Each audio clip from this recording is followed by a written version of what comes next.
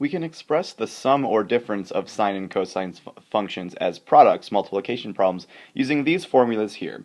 And so let's go ahead and take a look at how to do that. It's simply a matter of matching up the expression you have to the formula that you need. So for example, if we start with this first difference problem, sine of 5 times theta minus sine of 3 times theta. So all I got to do is match up the formula that's sine minus sine. So taking a look at my different options here, I can see that my sine minus sine formula is this right here. So it's just, again, simply a matter of getting your different a and b values, your theta values, plugged into the formula. So this one would look like, let me just consult my notes, it would be 2 times the sine of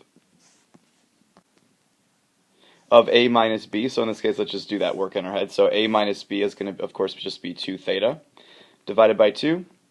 And then my formula says to do this times the cosine of a plus b. So 5 theta plus 3 theta is 8 theta over 2. And so then go ahead and going through and simplifying these different fractions, I would have a product of 2 times the sine of just theta times the cosine of 4 theta, and I'll put 4 theta in parentheses. And that's really it. That's all we're going to do. So I've taken an expression that was written as a difference problem and written it as a product, a multiplication problem. And same thing here. Let's match up our expression to our formulas. I've got the sum of 2 cosines. So looking back at my formulas, the one that has both cosines being added together looks to be this this third formula right here. So let's go ahead and get our a and b values plugged into that and simplify if we can.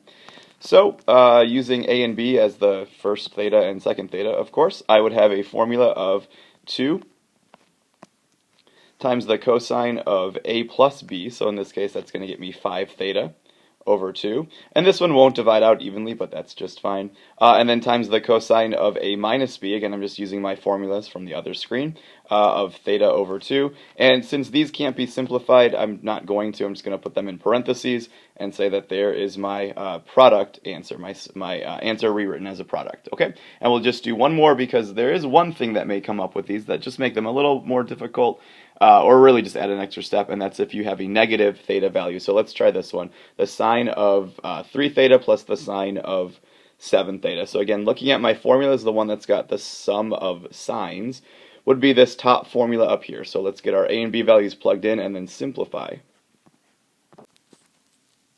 So applying that formula then, to write this as a product, I would have 2 times the sine of a plus b, so that's going to be 10 theta over 2.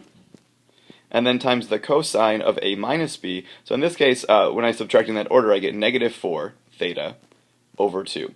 And so let's go ahead and simplify that and then talk about what to do with that negative sign. So I would have 2 times the sine of 5 theta times the cosine, oops, I'll put that in parentheses, times the cosine of negative 2 theta. And now I never want to leave a negative in these problems, and so what we've done before, what we've always done with negative angles, is I can always use our even-odd properties to get rid of that negative angle. We never need to leave a negative angle in those parentheses.